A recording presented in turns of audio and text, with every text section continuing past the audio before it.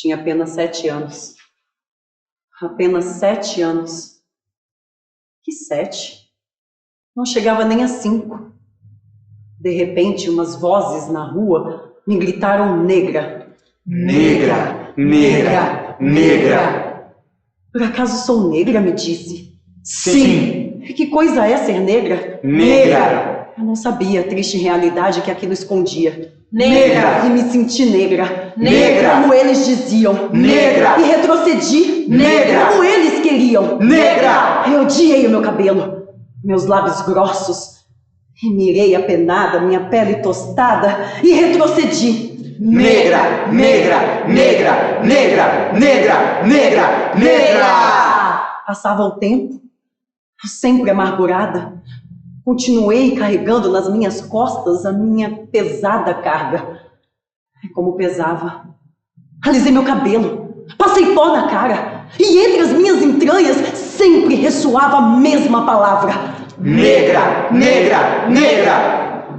Eu retrocedia, e eu ia cair. Negra, negra, negra, negra, negra, negra, negra. E daí? Negra. Sim, Negra. Sou. Negra. Negra. Negra. Negra sou. Negra. De hoje em diante, eu não quero mais alisar o meu cabelo. Não quero. E eu vou rir daqueles que, por tornar-nos um dissabor, chamam os negros de gente de cor. Que cor? Negra. Como soa lindo. Negro. E que ritmo tem.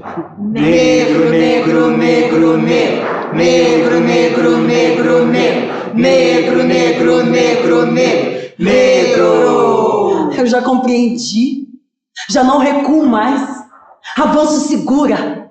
Avanço e espero. E bendigo aos céus, que quis Deus que negro retinto fosse a minha cor. Eu já compreendi, eu já tenho a chave.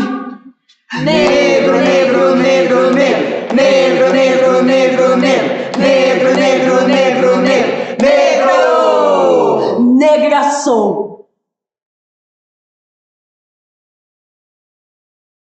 O Brasil foi o último país do continente americano a abolir a escravidão, em 1888. Mas mesmo livres, 1,5 milhão de pessoas negras foram colocadas na sociedade brasileira sem nenhum suporte. E por conta dessa herança histórica vinda de centenas de anos de escravidão, é que nasce o que chamamos de racismo estrutural.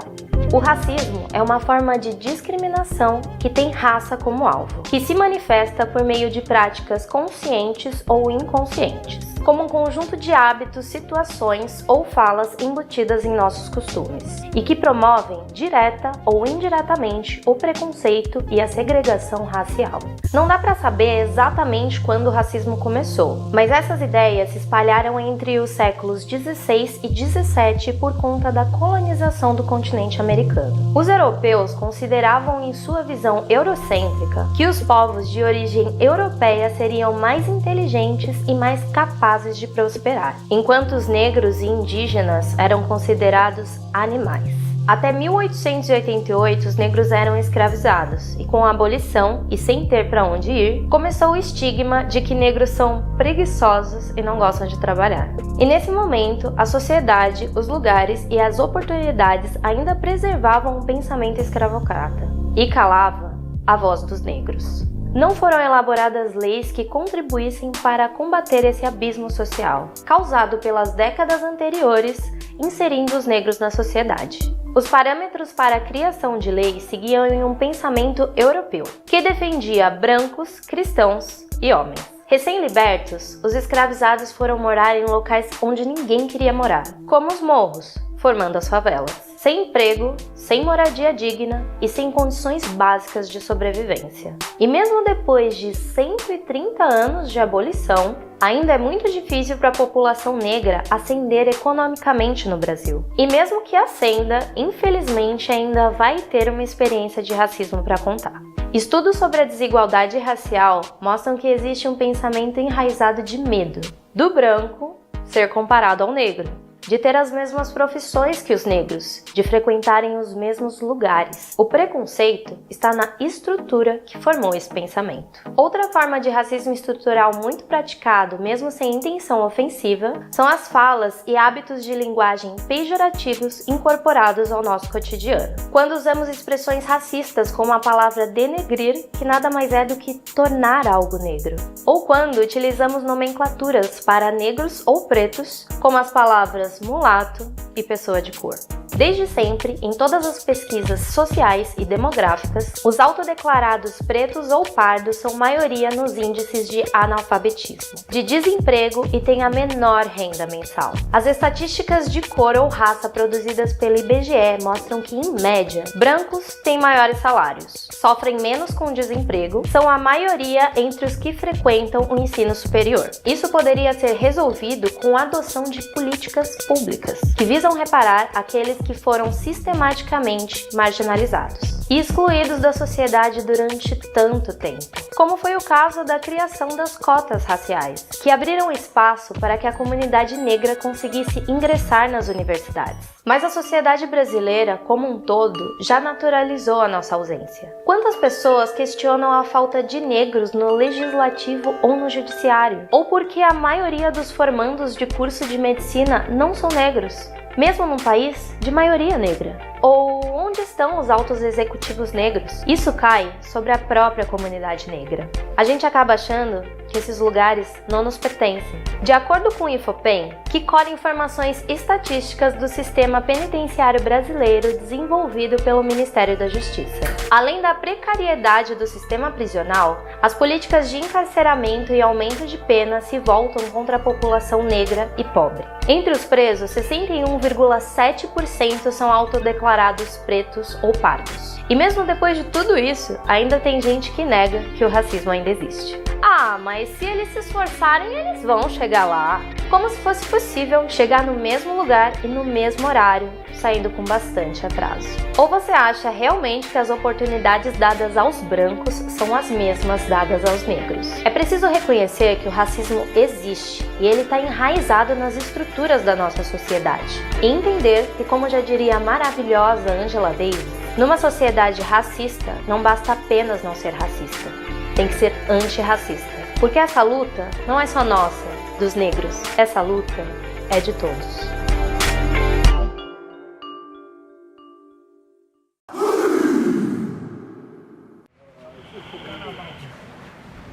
Eu preciso falar. Século XXI, onde tudo é comum.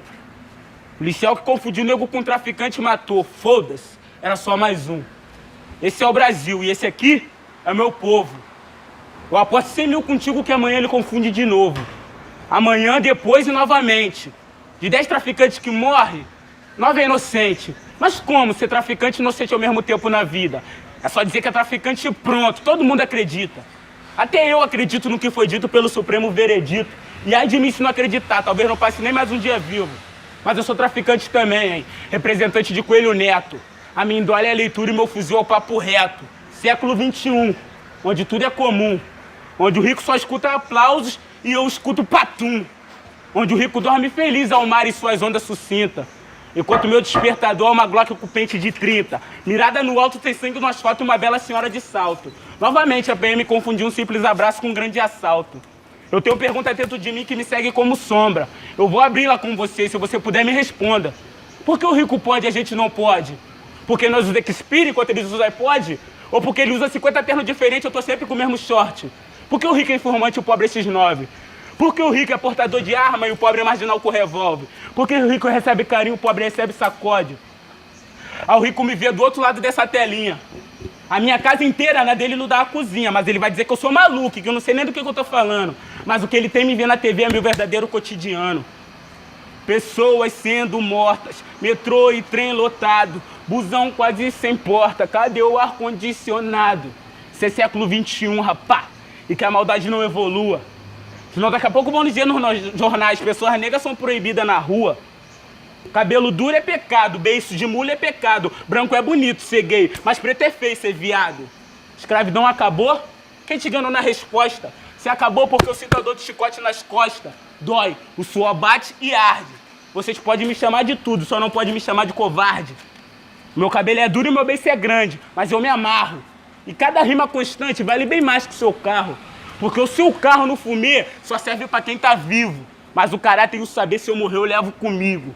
E é por isso que eu prefiro alface, azeite e vinagre. E depois de tanta verdade que eu falei, se eu viver vai ser milagre.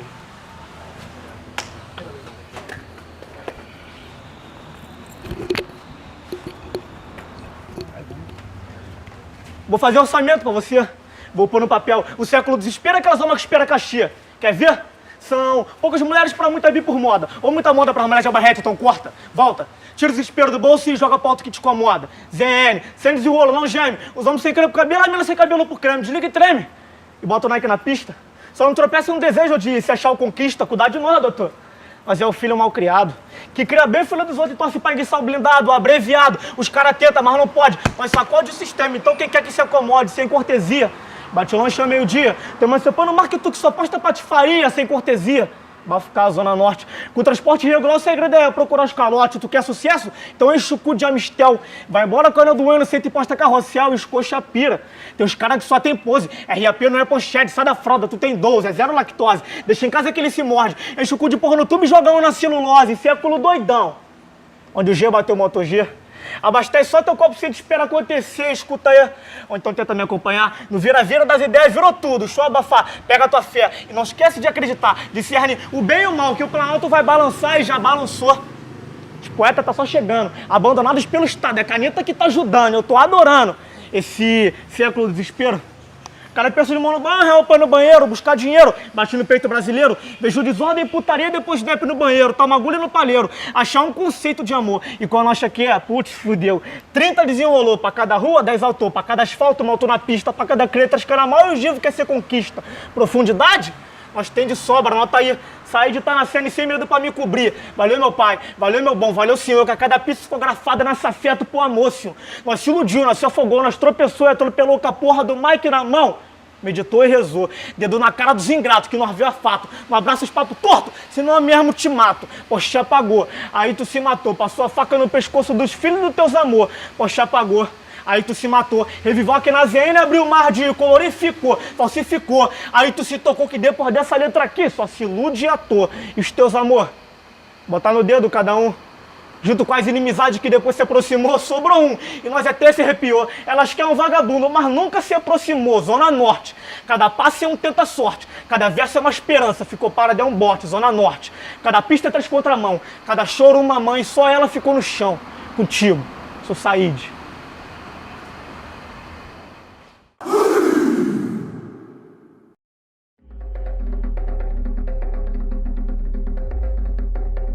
Imagine um paraíso tropical, um lugar de alegria, onde o preconceito não tem espaço, todas as culturas são apreciadas e todas as raças vivem em harmonia. Se você acha que essa utopia existiu, então provavelmente você viveu no Brasil do século XX, o país da democracia racial. Coleção Antirracista, episódio 1, o mito da democracia racial. Poucos países passaram por um processo de miscigenação tão intensa como o Brasil. E para entender como isso aconteceu, é necessário voltar ao passado. Imagina só meninos europeus criados em conventos, reprimidos extremamente sexualmente e que de repente se vê num lugar onde os códigos culturais em relação ao corpo e à sexualidade são outros. O que aconteceu com esses meninos jesuítas? Eles fizeram amor à força com as nativas. E essa história sexual baseada no estupro e na violência é também a responsável pelos processos múltiplos de miscigenação. A miscigenação é, em primeiro lugar, produto do estupro colonial que foi praticado pelo colonizador sobre mulheres indígenas, primeiramente, posteriormente sobre mulheres africanas escravizadas. No censo de 1872, a demografia racial no Brasil era 38,1% de brancos e 61,9% de negros e indígenas. José Bonifácio de Andrade e Silva, nos seus escritos, dirige o olhar daquela elite Para esse fato, não dá para formar um povo e um Estado nacional com essa maioria de índios e negros. Do outro lado do Atlântico, na Inglaterra, em 1883, um cara chamado Francis Galton, encantado pela obra do seu primo Charles Darwin, aquele da origem das espécies, criou o termo eugenia, que significa bem-nascido. A teoria eugenista afirmava que a seleção natural também valia para os seres humanos. Segundo Galton, a intelectualidade era uma questão hereditária e não individual. E todos aqueles que não se encaixavam no suposto padrão europeu deveriam ser excluídos da sociedade. Esse padrão era baseado na tese que o europeu era o detentor da maior beleza e competência civilizatória. No início do século XX, com a popularização do eugenismo entre as elites, a ideia de embranquecer o Brasil ficou ainda mais forte. Um dos caras que abraçou a ideia eugenista foi o médico Renato Kell, que acreditava numa política de imigração seletiva e no branqueamento da população para o país prosperar.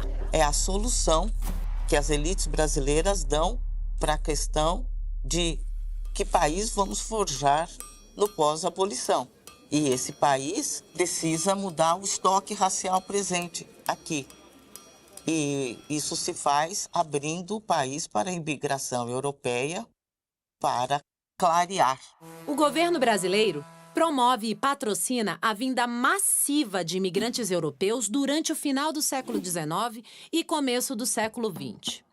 Para se ter uma ideia, em 350 anos de tráfico negreiro, entraram no país cerca de 5 milhões de africanos escravizados. Enquanto que em só 60 anos, entre 1870 e 1930, vieram morar no Brasil em torno de 3 milhões e 500 mil europeus. Vamos voltar para a Inglaterra, porque em 1911, em Londres, aconteceu o primeiro Congresso Universal das Raças. E um dos palestrantes representando o Brasil foi o médico e antropólogo João Batista de Lacerda, adepto da tese do branqueamento racial.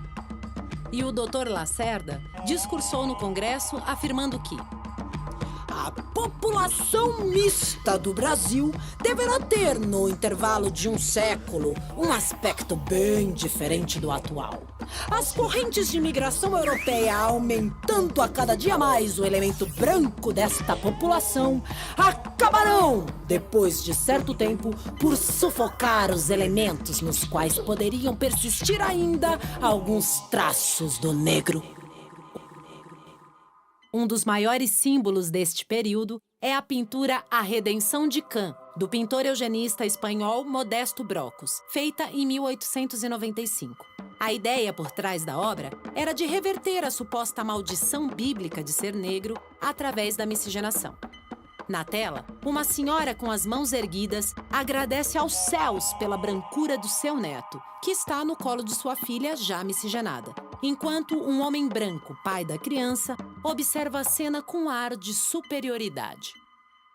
Toda vez que a gente quer colocar o dado cor-raça em um determinado cadastro para ver a situação de negros e brancos, as pessoas dizem, mas ninguém sabe quem é negro e quem é branco no Brasil, somos tão miscigenados. E a gente do movimento negro costuma dizer, se você não sabe quem é negro e quem é branco, pergunta para a polícia, ela sabe.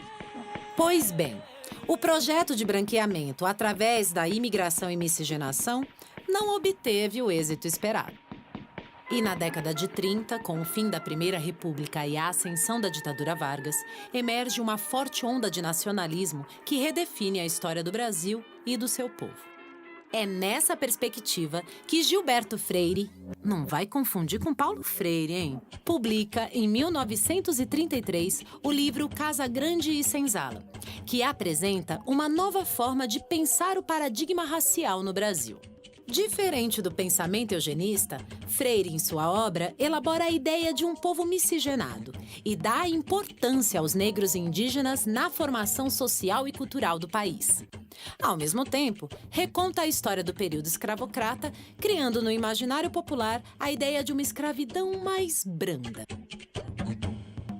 O livro de Freire, a suposta harmonia entre senhores e escravizados e a tendência de comparar as relações raciais do Brasil com a dos Estados Unidos, onde existia segregação racial, são alguns dos fatores que criam a ilusão de um país não racista.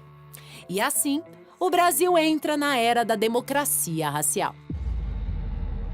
É sofisticado e perverso essa forma de racismo, porque produz uma consciência distorcida para todos os envolvidos nas relações raciais. Ela é uma construção social que visa colocar um grupo, que é o grupo branco, em lugares de poder, manter esses lugares e manter os negros, objetiva e subjetivamente, em lugares de subalternidade.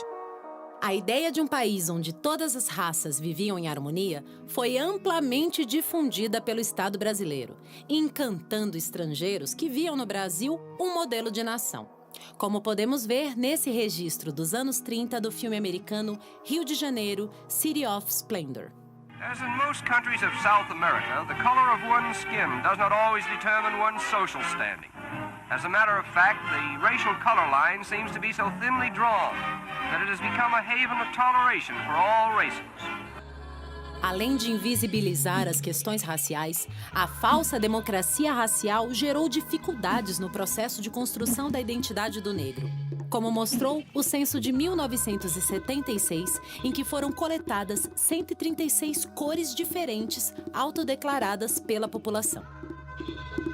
Entre preto e negro, apareciam pessoas que se autodeclaravam como mulato claro, araçuaba roxo, Pelé, entre outros. Como é que acontece, né, de mudar de democracia racial para mito da democracia racial? Tem o projeto Unesco, que acontece no Brasil, né? E há uma tentativa de explicar por que moraríamos num país com harmonia racial. Outros pesquisadores vão pesquisar no Brasil inteiro como é que acontecem as relações raciais. Nenhum pesquisador conseguiu falar que existia harmonia racial no país. E aí o Florestan Fernandes cunha o termo mito da democracia racial. Durante o século XX, o mito da democracia racial serviu para falsear o abismo social entre brancos e negros. Somente agora, nas 2 últimas décadas, através de políticas reparatórias de ações afirmativas, uma demanda histórica do movimento negro, as desigualdades sociais começaram a ser amenizadas. Mas estamos ainda longe da solução do problema, que persiste desde a construção do Brasil como nação. Sonhamos uma democracia racial como perversidade, talvez, mesmo nesse lugar, esteja a possibilidade, um germe de potencialidades que existem de fato na sociedade brasileira, de aberturas para o outro que nós precisamos redescobrir, fazer dessas potencialidades argamassa para a construção de outro modelo de sociedade. Tinta branca no meu corpo, tinta rosa na minha xota. A minha toalha é leitura e meu fuzil é o papo reto. Vai ser mais preto na faculdade sim do que na delegacia. do Filmes! Lugar de mulher! É onde ela quiser! RJ! Se pelo menos eu soubesse meu verdadeiro sobrenome, meu país, minha terra. Ah, se eu soubesse, já era. Se minha carne fosse vista diferente, se eu olhar fosse mais inocente, se eu não tivesse que ser forte, nem dependesse da sorte, se antes do diabo que me pintam por ser o que sou, ou da deusa que cultivo pelo mesmo motivo, eu fosse pessoa antes de mulata, se eu não tivesse que falar na lata, se eu não tivesse que gritar, ainda ia ter graça me ver sangrar? E se eu quisesse me vingar? Vocês acham que nós não lembrava do estupro da escrava? Que vocês ainda comemoração porque o resultado? A linda miscigenação. Ou vocês acham que nós esquece a tragédia dos Mac que termina lá no Citotec? Sim, aborto. A pergunta agora é se o feto era vivo ou morto. E ela? Crucificada aos 16, sem ajuda de nenhum de vocês. Sozinha, pedindo aos céus ajuda de manhinha. Mas aqui só tinha inferno e um julgamento eterno. Se não vai pra prisão, pode ir pro valão, taxada de puta na televisão. Pra nós, ninguém reserva oração. tudo preto, sem bandeira branca na trama. Você já sentiu negra drama? Ou tu só respeita se for da família, pede benção pra mãe e não assume a filha? É que vocês não gostam de mulher, vocês gostam de buceta, de preferência branca, mas com bunda de preta. Até serve comer mulata, mas se for aqui te acata. E os manos sempre diz que são todo errado. E aí quer pagar de aliado, mas vocês têm que entender nosso lado. Nós não atura papo de mandado, porque o papo não faz curva. Aqui o papo é reto. Você vai se arrepender de me fazer de objeto. Eu não tô aqui pra fazer seu membro ficar ereto. Não se esqueça, aqui é muita treta. Se teu pau é Ku Klux Klan, minha buceta é Pantera Negra. É que eu não aguento mais. Será que um dia tem paz ou será sempre mais um jaz? No cais, sinto horror do valongo, quilombo do é o combo do meu horror, mas você não me parou. Uns mortos na matéria, mas vivo na memória. Eu canto aqui é pra lembrar essas histórias. Em meio ao caos, nós vai encontrar a glória. Em meio a tanta luta, nós vai chegar na vitória. É que eu tenho a minha raiz, minha base pra ser feliz. Eu invado, eu não me encaixo. E você ainda se acha muito macho. Mas nunca viu rastro de cobra, nem couro de lobisomem. Se correr, o bicho pega. Se ficar, o bicho come. O que eu passei na vida, vocês não sabem como é. Pra viver na minha pele, neguinho, tem que ser muito, mas muito mulher.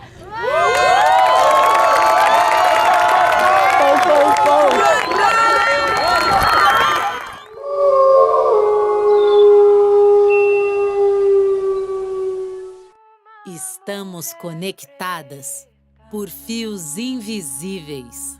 Quem são as mulheres negras que lutaram e continuam lutando por nossa liberdade e direitos?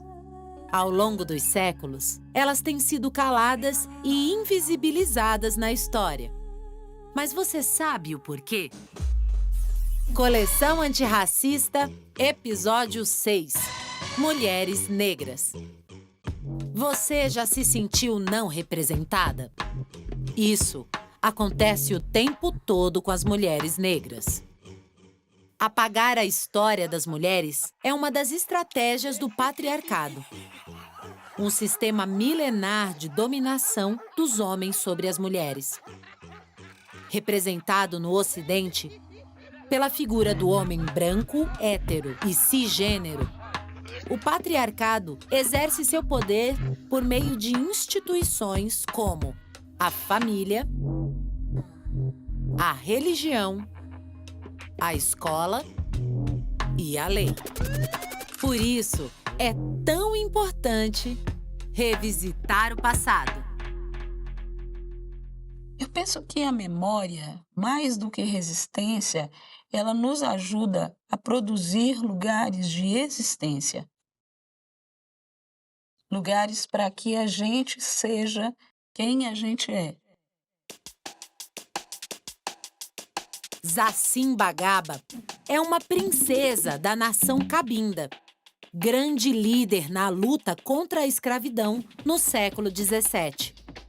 Escravizada em uma fazenda no Espírito Santo, sofreu muitos castigos por causa da sua, digamos, natureza rebelde.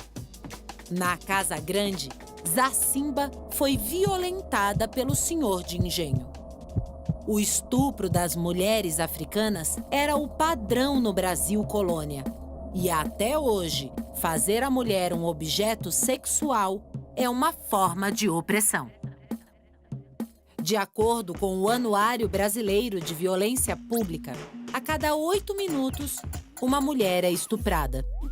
Pesado, né? Só que esse número pode ser até 10 vezes maior, por N razões, como não ser acolhida na delegacia ou ser culpada pela roupa, fora a vergonha e o medo. Medo? Sim, porque 84% dos casos de estupros são praticados por parentes ou conhecidos da vítima. Marido, vizinho, colega, chefe. Zacimba agiu em legítima defesa. Todo dia, ela botava um tiquinho de veneno na comida de seu senhor. Até que, pimba, ele morreu. A princesa guerreira guiou seu povo mata adentro e fundou um quilombo. E não parou por aí. Ela passou a atacar navios negreiros, libertando suas irmãs e irmãos antes de pisarem em terra firme. Salve Zacimbagaba! O que acontece com as mulheres negras? Quando a luta das mulheres por igualdade de gênero avança, as mulheres negras ficam para trás por causa do racismo. As conquistas privilegiam as mulheres brancas. Quando a luta racial avança e permite algumas conquistas, via de regra, é apropriado por homens negros. Então, em função do sexismo. Então, há um processo combinado de racismo e sexismo sobre as mulheres negras que produz isso que eu chamo de asfixia social, que é o imobilismo social determinado pela pressão dessas múltiplas opressões que atravessam, não é, o corpo feminino negro. O pensamento da filósofa Sueli Carneiro dialoga com as ideias da afrofeminista norte-americana Kimberly Crenshaw. Ninguém é uma coisa só. Pelo contrário, somos o conjunto de nossas características: gênero, classe, raça, orientação sexual e outros marcadores sociais afetam a nossa forma de estar no mundo e as violências que sofremos ou os privilégios que recebemos. Por exemplo, ser um homem branco, cisgênero, hétero e rico é bem diferente de ser uma travesti, preta, pobre e periférica. O Brasil é o país que mais mata travestis e mulheres transexuais no mundo. A maior parte das vítimas é negra e pobre, conforme dados da ANTRA. Outra violência acontece na educação. O uso do nome social é autorizado pelo Ministério da Educação desde 2018, mas muitas escolas não respeitam. E as adolescentes trans acabam abandonando os estudos, dificultando a entrada no mercado de trabalho. A Prefeitura de São Paulo criou, em 2015, o Transcidadania, um programa de 2 anos onde travestis e transexuais recebem auxílio financeiro, psicológico e jurídico para concluírem o ensino fundamental e médio. Massa, né? A ativista Neon Cunha foi a primeira pessoa a mudar de nome e gênero sem diagnóstico de patologia. Até então, era preciso passar por cirurgia de redesignação sexual ou se reconhecer doente com transtorno mental. Eu nunca fui homem. É a maior desonestidade. Alguém dizer pra mim e falar em transição, em mudança, não. A mim só cabe percebimento. Em 2016, Neon pediu à Justiça o direito à morte assistida caso o seu registro civil não fosse retificado e apresentasse a sua verdadeira identidade. Uma mulher. Ela ganhou e o caso abriu um caminho legal para todos. Salve Neon Cunha! Por falar em leis, vamos relembrar a primeira mulher negra eleita no Brasil, Antonieta de Barros. Deputada estadual em 1934 por Santa Catarina, o estado com maior população branca do país. Antonieta era filha de mãe solo, ex-escravizada. A maioria das mães solo no Brasil é negra. E 64% dos lares chefiados por essas mulheres estão abaixo da linha da pobreza. A gente precisa produzir soluções para os problemas dessas mulheres. E a produção de soluções para esses problemas passa pela elaboração de políticas públicas que tenham essas pessoas, essas mulheres como foco. Antonieta lutou como uma garota pela educação. Como deputada, Fez leis para dar bolsas de graduação para alunos carentes e também para criar concursos para o magistério, porque até então só entrava na base da indicação. Imagina a panelinha! A mina combateu os privilégios e favoreceu a inclusão, porque acreditava que a grandeza da vida gira em torno da educação. Salve, salve, Antonieta de Barros! Lélia Gonzalez foi uma das primeiras intelectuais a discutir as conexões entre gênero, raça e classe. Nasceu numa família pobre e numerosa. Morou na favela, estudou e furou a bolha. Escreveu livros, publicou artigos e esteve à frente da criação dos mais importantes movimentos e instituições negras.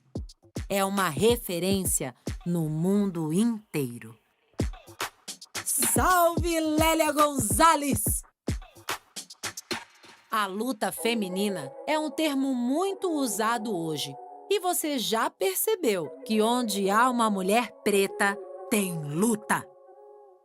A vereadora carioca Marielle Franco formulou projetos de lei e pautas em defesa dos direitos da população LGBTQIA+, e das mulheres pretas e faveladas. Marielle foi brutalmente assassinada, como muitas outras minas, e deixou o seu legado.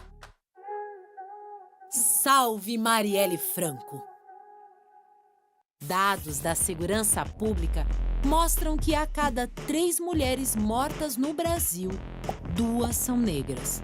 Em 2019, foram 1.326 vítimas de feminicídio.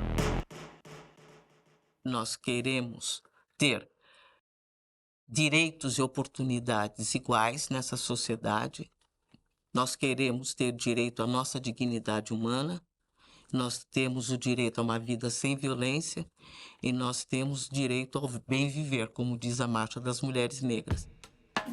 Salve, salve, Sueli Carneiro! Você sabia que nos 125 anos da Academia Brasileira de Letras, nenhuma mulher negra foi eleita imortal? Nenhuma! A última a disputar a cadeira foi Conceição Evaristo, com sua escrevivência. A arte de narrar o que se vive.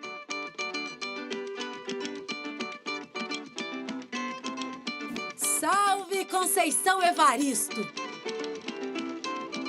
A história do povo negro tem sido reconstruída também pela artista Rosana Paulino, formada em artes visuais pela USP, numa época em que não havia cotas.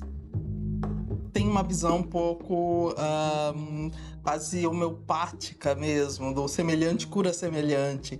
Então, em relação a todas essas imagens negativas que foram feitas sobre a população negra, só outras imagens positivas ou que vão discutir as imagens anteriores para a gente conseguir, vamos dizer assim, curar essa chaga, essa ferida. Rosana é a primeira mulher negra a ter uma exposição exclusiva na Pinacoteca do Estado, em São Paulo. Salve Rosana Paulino! Então, a ancestralidade negra é composta por essas pessoas que foram muito importantes para nós em diversas dimensões da vida, em diversos momentos da vida, né? E a nossa conexão com essas pessoas que foram importantes e que agora vivem em outros planos no país dos ancestrais, digamos assim, né? Isso foi fundamental para que nós chegássemos até aqui. Salve as nossas ancestrais! Salve todas as mulheres negras!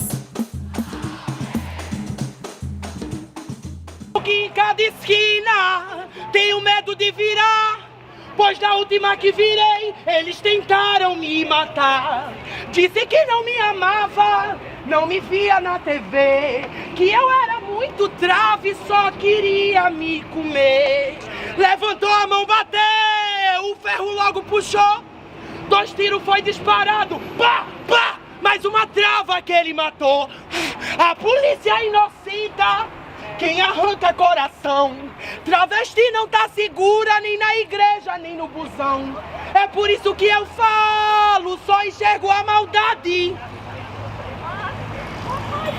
Nasça com seu corpo cis e conheça a liberdade. Homem branco, colonizador, é visto como herói da pátria até quando a preta no altar abandonou. E falo isso porque tô cansada de ver manhã sempre sem nas outras e as brancas ricas bem casadas, inclusive economicamente sossegadas. E eu me pergunto, até onde a pobreza vai ser a falta de consciência que eles têm? Vocês sabem, burguesia safada, que da hipocrisia vocês são tudo refém. Eu lembro, na noite passada, ele chegava perto de mim, ele passava a mão no meu corpo e eu dizia, Deus, que ele leve meu celular e que eu não chegue em casa um corpo morto. Pois eu não quero ser o motivo da minha mãe chorar. Eu não quero chegar em casa com a vela nos peitos, braço cruzado e nunca mais a minha voz ela escutar. Maninha, eu te prometo que eu vou ser muito feliz. O meu nome é Bicharte, eu não sou prostituta, eu sou poeta e atriz. E mais, vocês não vão encontrar o meu corpo preso numa viatura. Se vocês me queriam fazendo o programa, prazer, eu sou a própria literatura.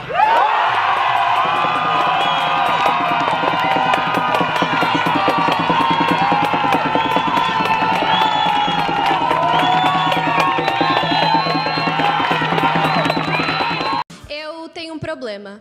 Meu ascendente é em Áries. E eu tenho um outro problema. É que eu sou a menina que nasceu sem cor. Para alguns eu sou... Para outros eu sou preta, para muitos e muitos eu sou parda, ainda que eu sempre tenha ouvido dizerem por aí que parda é cor de papel. E a minha consciência racial, quando me chamem de parda, fique tão bamba quanto a autodeclaração de artista pop como Anitta quando pratica apropriação cultural. Eu sou a menina que nasceu sem cor porque eu nasci num país sem memória, com amnésia, que apaga da história todos os seus símbolos de resistência negra, que embranquece sua população e trajetória a cada brecha, que faz da redenção de Khan a sua obra-prima, Mona Lisa da miscigenação e, ódio ao milagre da miscigenação, calcado no estupro das minhas ancestrais, na posse de corpos que nasceram para serem livres, na violação de ventres que nunca deveriam ter deixado de serem nossos. E eu tenho outro problema. Pô, não sei da cambalhota. E não importa que para alguns eu seja a menina que nasceu sem cor, que falte melanina para minha pele ser retinta, que os meus traços não sejam tão marcados. O colorismo é uma política de embranquecimento do Estado que por muito tempo fez com que eu odiasse os traços genéticos do meu pai herdados. Me odiasse, me mutilasse, meu cabelo alisasse. Meninas pretas não brincam com bonecas pretas. Mas faço questão de botar no meu texto que pretas e pretas estão se armando, se amando. Porque me chamam por aí de parda, morena, moreninha, mestiça, mulata, café com leite, marrom, bombom. Por muito tempo, eu fui a menina que nasceu sem cor. Mas um dia gritaram-me, negra! E eu respondi. Racismo. Uma palavra que vem aparecendo com frequência na mídia e está se tornando quase popular. Mas as perguntas são: o que é? Como opera? E quais as consequências do racismo em nossa sociedade? Coleção Antirracista, episódio 7. Racismo estrutural. Para entender o que é racismo estrutural, é necessário compreender o que é raça. Antes de mais nada, é importante dizer que as diferenças genéticas entre as pessoas são tão pequenas que, para a ciência, a única raça existente é a humana. Se biologicamente os seres humanos são todos iguais, socialmente isso é bem diferente.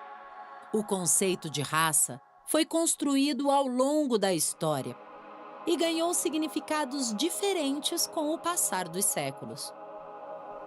No século XVIII, por exemplo, a cor da pele foi considerada como um critério fundamental e divisor d'água entre as chamadas raças. Os europeus se apoiaram na ideia de raça para justificar os projetos de dominação, baseados na escravidão e na colonização. Segundo o pesquisador e antropólogo Kabengele Munanga, o conceito de raça, como o empregamos hoje, nada tem de biológico. É um conceito carregado de ideologia, fundamentado na relação de poder e de dominação. E no século XX, o racismo desponta como uma tecnologia de poder, uma máquina de moer gente. O racismo, ele precisa que a ideia de raça, que a ideia de que um fenótipo vai ter uma continuidade moral, intelectual e estética, e isso, né, aparece para os brancos como uma ideia de superioridade, sejam apropriados pelos brancos. Nesse sentido, segundo Jurema Werneck, quando falamos de racismo estrutural, estamos falando de imaginários, culturas e instituições, ou seja, Estado, família e as formas de pensar, agir e definir o destino de si e dos outros.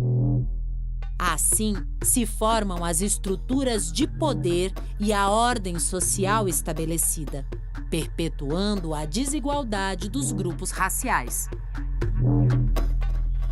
No final do século XIX, auge do movimento eugenista, brancos europeus desenvolveram teorias pseudocientíficas que tinham como objetivo provar que a raça branca era superior, enquanto os negros eram desprovidos de inteligência.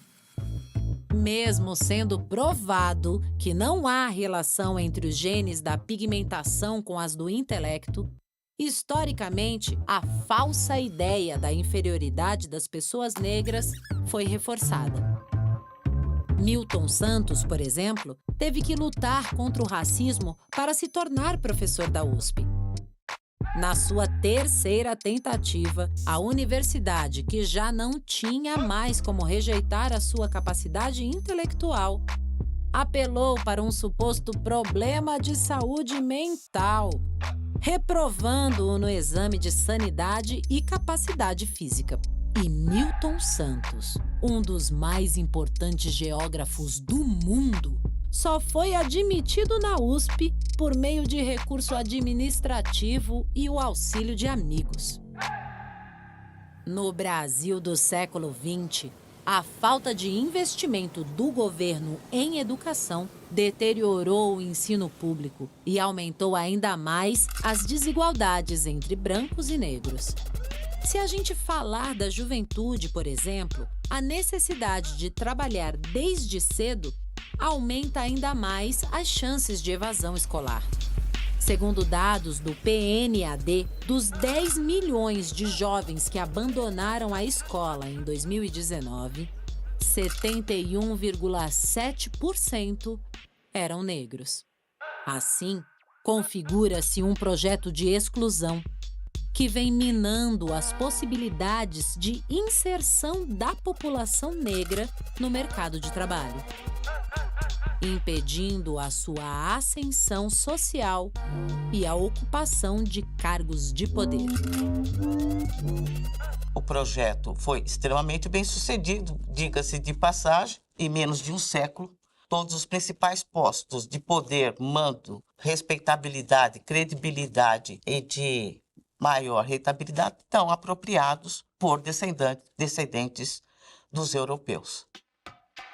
E por falar em lugares de poder, na história do Brasil, poucas instituições agem de maneira tão organizada e sistemática para a manutenção do racismo estrutural quanto os poderes executivo, legislativo e judiciário. A coisa acontece assim: uma instituição repleta de homens brancos criminaliza e cria leis que impedem a ascensão social de negros e pobres. Essas leis são aprovadas por deputados, senadores e governantes em sua grande maioria, homens brancos, e julgadas por juízes e desembargadores igualmente brancos. Um bom exemplo disso é a Lei das Drogas, que não prevê critério objetivo para julgar se uma pessoa detida com drogas é usuária ou traficante. A condenação do infrator fica a cargo da interpretação da polícia e de um juiz.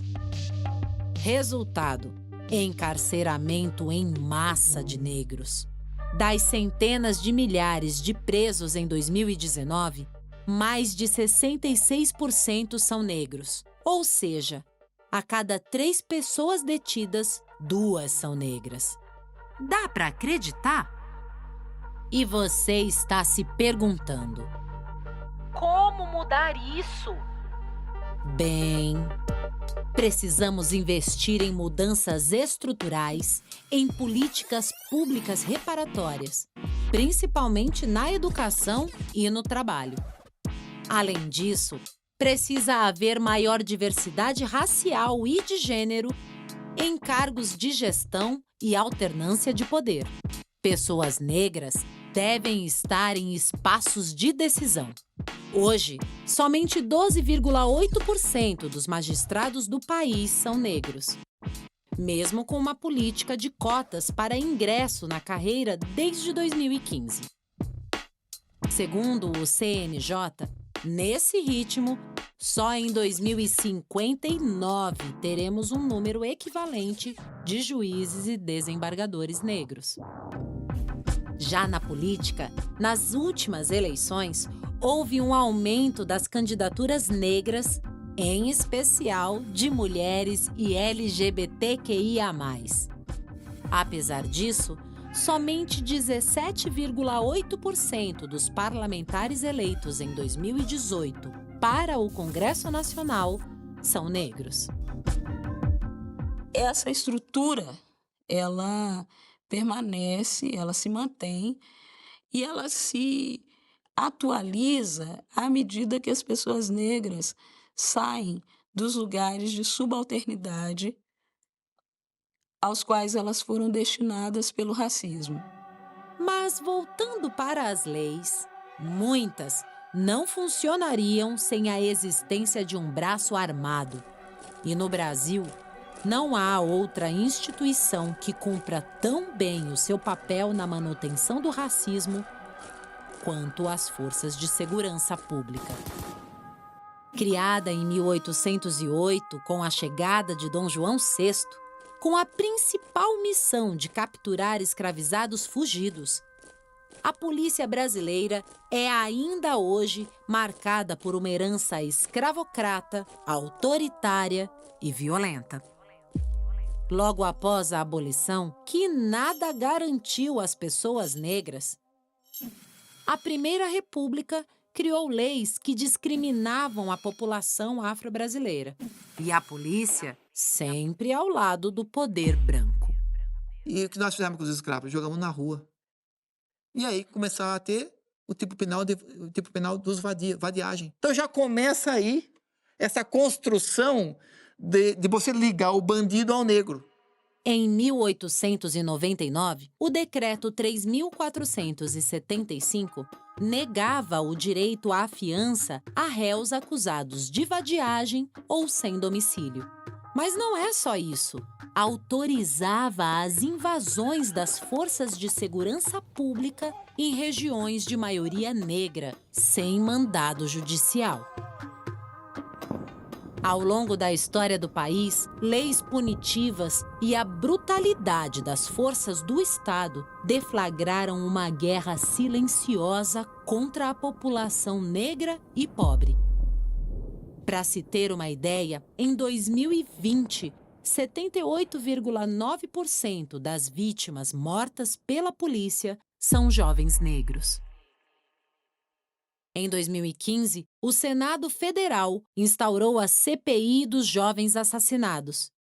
Depois de ouvir depoimentos de familiares e especialistas, o relatório final concluiu que há um genocídio contra jovens negros em curso no Brasil. Na pandemia da Covid-19, os movimentos sociais solicitaram uma liminar ao STF para suspender as operações policiais não essenciais nas favelas do Rio de Janeiro. Em decisão histórica, o pedido foi acolhido. Resultado: em comparação com o ano anterior, houve uma diminuição de 73% das mortes e de 39% dos crimes ao patrimônio.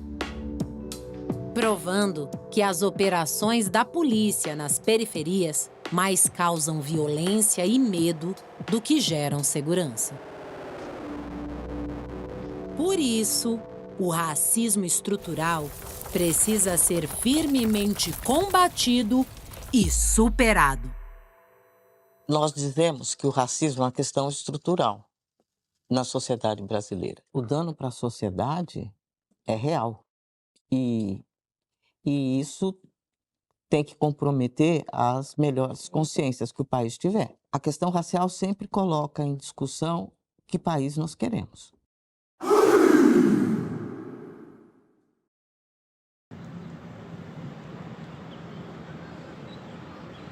O melhor poeta do mundo? Não. O pior poeta do mundo? Então, eu só falo do que você não quer ouvir. Eu só falo do que dá pra sentir. E eu sei que tu sente. Tu sente, mas não admite. E eu sei que tu mente. Tu mente, mas acredite. Deus existe, mas não mente. E tu que mente diz que ele não existe. Sendo assim, eu penso o seguinte: é fraco o teu franco palpite? Mas tudo bem. O pior poeta do mundo.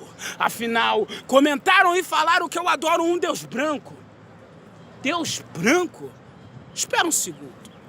O povo de Israel, escravizado 400 anos no Egito. Isso te lembra alguma coisa, meu amigo? E o meu povo que é maldito.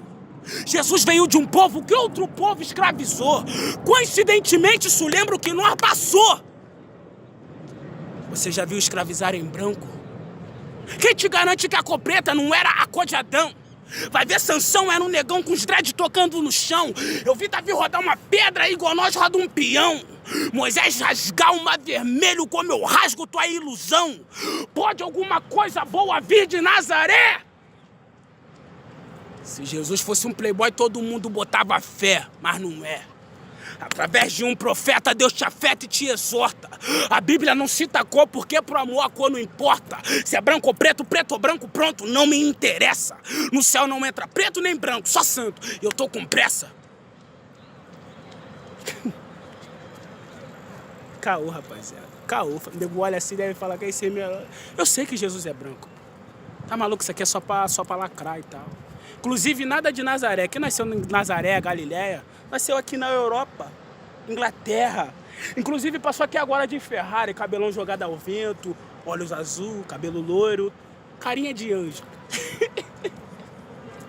Eu vou finalizar meu papo porque você já tá bufando. Teu Cristo branco tá nervoso, mas... Recapitulando.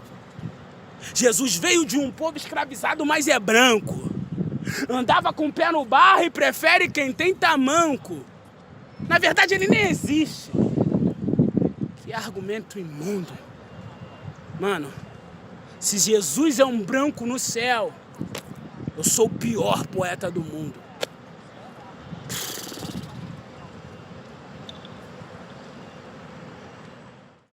Então, mano, eu acho que um homem branco, ele se apropriou da história, tá ligado? Inclusive da minha história. Se apropriou de tal forma a ponto do meu povo me acusar de adorar um Deus branco, tá ligado? Mas como que eu adoro um Deus branco se esse Deus ele tem muito mais a ver conosco do que qualquer outra entidade que eles possam vir a adorar? Por exemplo, o povo de Israel, que é o povo de onde Jesus descende, foi escravizado durante 400 anos no Egito. E depois que o Senhor libertou o povo, ele levantou dentro desse povo reis e rainhas. Isso não tem semelhança conosco, mano? A única diferença é a cronologia dos fatos, tá ligado? Porque primeiro éramos reis e rainhas e depois fomos escravizados.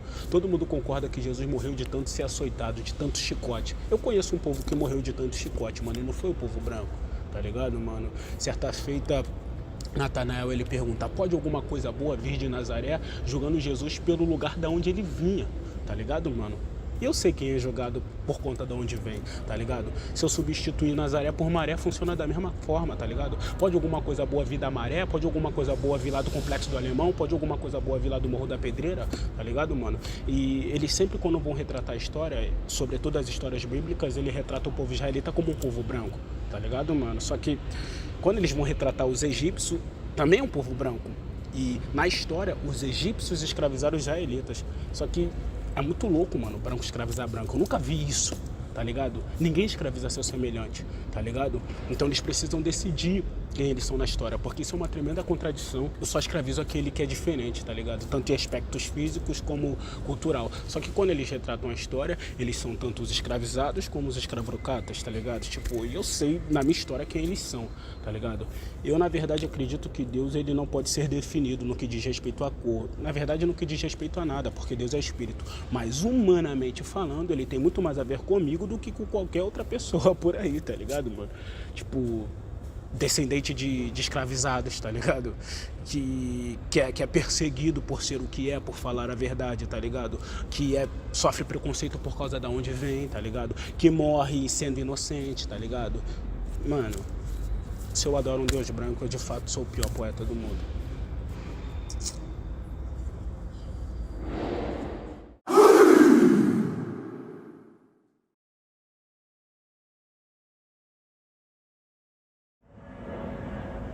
Eu nunca tive herói,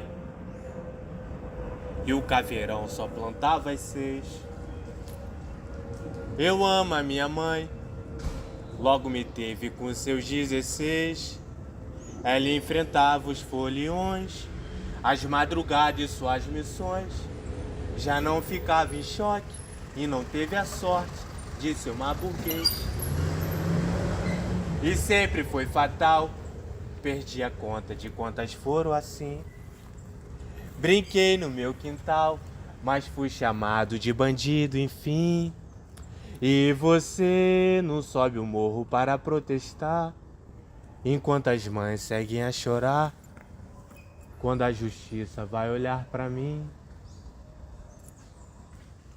Não é parafal, isso apenas é o meu brinquedo. Aquele é o Tião, o meu gatinho preferido. Vem, me dê a mão, eu não entendo, mas não tenho medo. No tempo da maldade, desconfio que já tinha filhos.